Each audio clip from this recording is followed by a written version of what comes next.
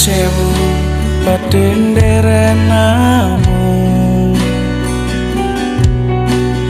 lo mriki butuh bapalan ibu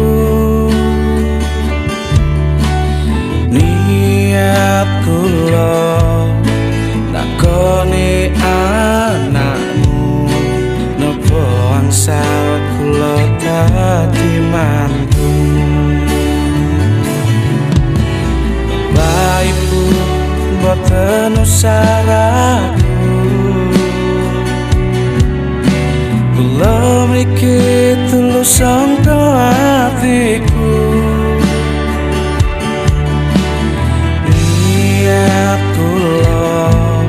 nyempurnano aku mau muga Gusti paring ijabahi gede pengharapanku bakal oleh restumu sisa tai coli putu-putu sing lucu adem panas atine bakal tak perjuangke kanggo kowe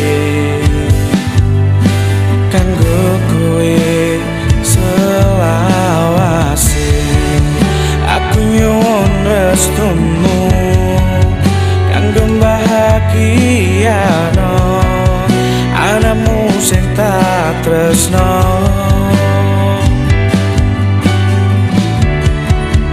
ora bakal tak sia ora bakal tak loro nganti memutih rambutku selawase